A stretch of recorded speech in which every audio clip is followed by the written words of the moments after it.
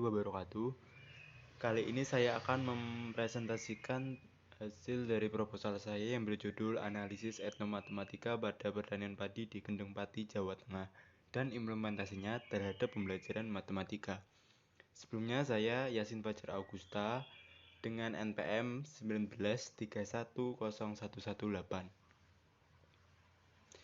Untuk yang pertama, bab 1, latar belakang.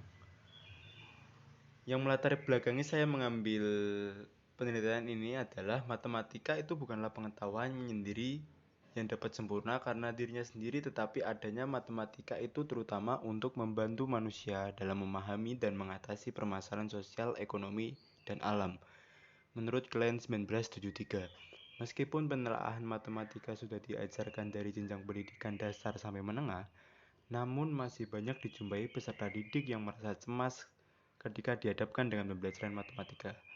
Menurut siswa sendiri, matematika suatu pembelajaran yang sulit untuk dimengerti.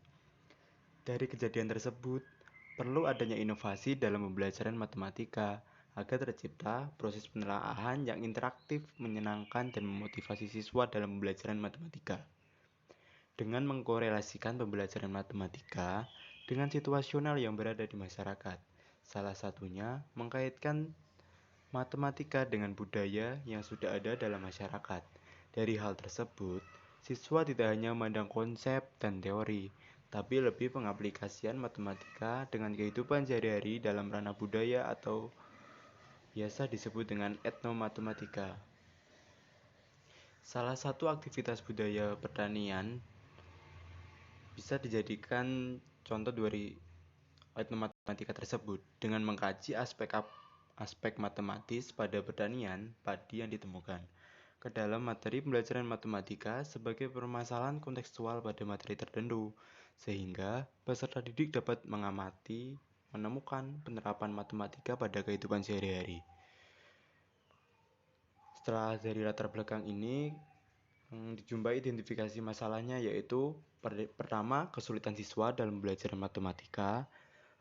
Kedua, perlunya inovasi dalam pembelajaran matematika. Yang ketiga adalah pertanian padi di Kendeng Pati mengandung aspek-aspek matematika yang layak dikaji lebih lanjut. Fokus penelitian ini adalah pertama, untuk mendeskripsikan terkait aktivitas pertanian menurut warga dan tokoh yang berada di wilayah Pegunungan Kendeng. Yang kedua, mendeskripsikan kebudayaan, filosofi, dan tradisi-tradisi penghitungan yang masih diterapkan dalam pertanian di daerah Kendeng Pati, Jawa Tengah. Yang ketiga, penentuan aspek-aspek matematika pada pertanian ditentukan berdasarkan 6 aspek fundamental matematis menurut Bishop tahun 1988, yang diantara lain adalah menghitung atau counting, menempatkan atau locating, mengukur atau measuring, mendesain atau designing, bermain atau playing, menjelaskan atau explaining. Yang kemudian keempat terakhir adalah penentuan materi pembelajaran matematika yang relevan dengan pertanian padi di Kendeng Pati, Jawa Tengah. Lalu, ada rumusan masalah. Yang pertama adalah bagaimana sejarah dan filosofi budaya dari pertanian padi di Kendeng Pati. Yang kedua, apa saja aspek fundamental matematis menurut Bishop yang terdapat pada pertanian padi di Kendeng Pati. Yang ketiga, aspek materi dalam pembelajaran matematika yang relevan dengan aspek matematis pada pertanian padi di Kendeng Pati. Rumusan masalah yang ketiga adalah apa saja materi dalam pembelajaran matematika yang relevan dengan aspek matematis pada pertanian padi di Kendeng Pati. Kemudian dari rumusan masalah kita memperoleh tujuan dari penelitian ini. Tujuan penelitian ini adalah untuk mengetahui filosofi, budaya, dan sejarah yang terdapat pada pertanian padi di Kendeng Pati. Kemudian yang kedua, mendeskripsikan aspek-aspek matematis menurut Bishop yang terkandung dalam pertanian padi di Kendeng Pati. Yang ketiga, mengetahui materi pada pembelajaran matematika yang relevan dengan aspek matematis pada pertanian padi di Kendeng Pati. Dari hal tersebut, kita mendapatkan manfaat dari penelitian tersebut, yaitu manfaat teoritis.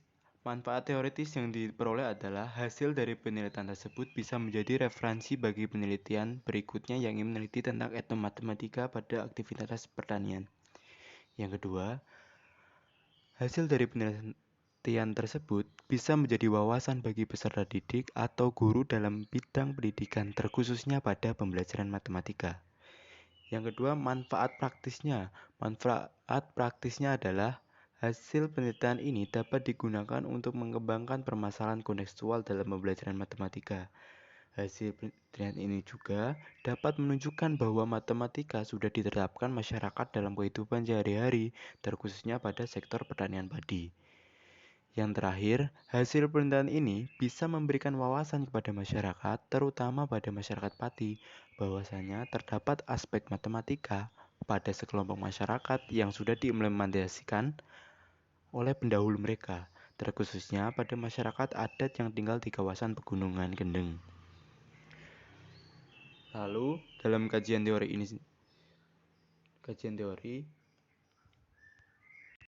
kemudian selanjutnya adalah bab 2, yaitu landasan teori. Kajian teori yang melandasi dari penelitian ini, yang pertama adalah etnomatematika. Etnomatematika merupakan penerapan matematika pada kelompok budaya seperti masyarakat di berbagai golongan yang berhubungan dengan kegiatan menghitung, mengelompokkan, mengurutkan, menyimpulkan, dan pemodelan. Yang kedua, aspek fundamental matematis. Menurut Alan J. Bishop, meliputi 6 aktivitas yang terdiri dari menghitung, menentukan lokasi, mengukur, merancang, memainkan, dan menjelaskan. Keenam aktivitas ini menjadi dasar dalam pengembangan matematika. Kemudian yang ketiga, kebudayaan. Kebudayaan itu secara antropologis didefinisikan sebagai keseluruhan pengetahuan manusia sebagai makhluk sosial yang digunakan untuk memahami lingkungan serta pengalamannya dan yang menjadi pedoman dari tingkah lakunya. Keempat, kebudayaan dalam pertanian. Di dalam masyarakat Jawa sendiri, pertanian melahirkan seperangkat pengetahuan kolektif yang disebut Pranatawangsa. Apa sih itu Pranatawangsa? Petani mengenal Pranatawangsa sendiri yang dijadikan patokan dalam kehidupan sehari-hari mereka.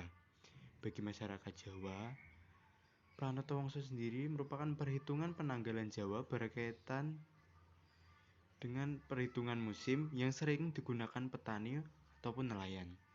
Kemudian, yang kelima adalah pembelajaran matematika.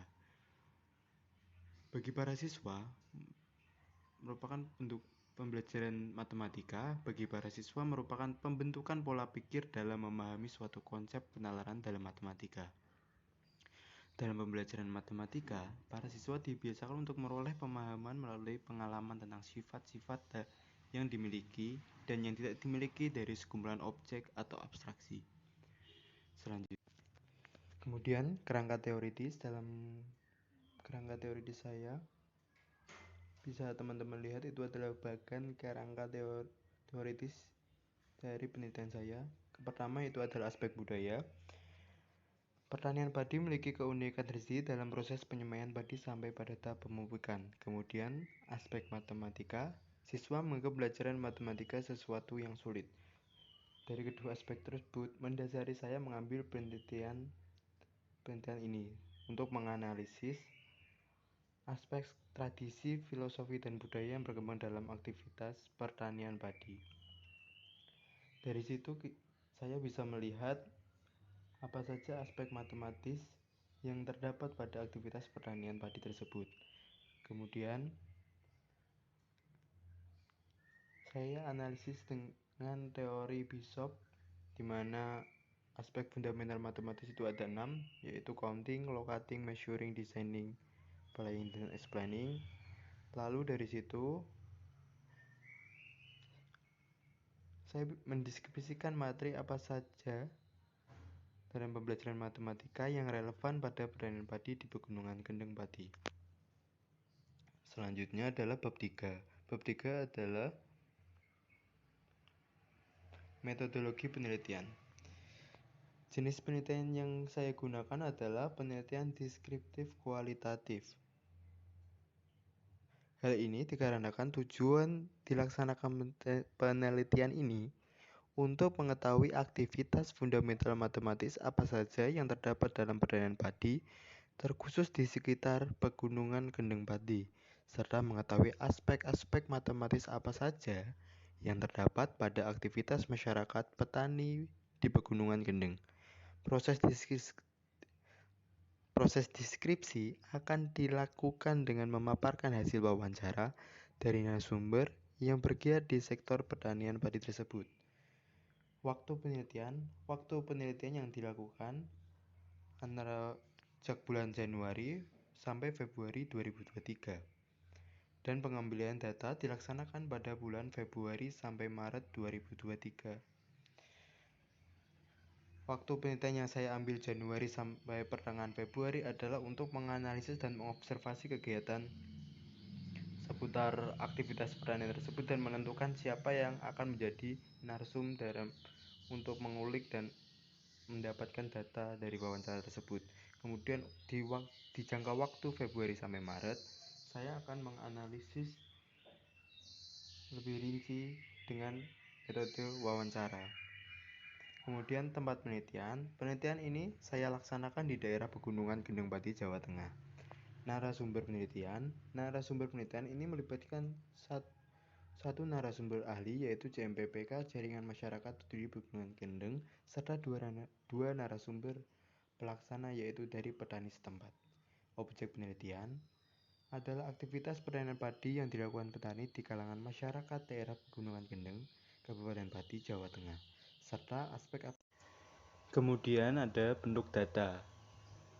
Data dalam penelitian ini merupakan data yang berupa deskripsi dan dokumentasi yang diperoleh dari hasil wawancara dan pengamatan terhadap narasumber penelitian, di mana data tersebut akan dideskripsikan dan dianalisis berdasarkan jenis penelitian kualitatif, sehingga diperoleh data deskriptif terkait aktivitas pertanian padi di Pegunungan Kendeng, Kabupaten Pati, Jawa Tengah. Selanjutnya, yaitu ada metode pengumpulan data. Metode pengumpulan data yang digunakan ada 3, yaitu observasi, wawancara, dan dokumentasi. Observasi itu sendiri adalah peneliti akan melakukan observasi selama bulan Januari hingga pertengahan Februari.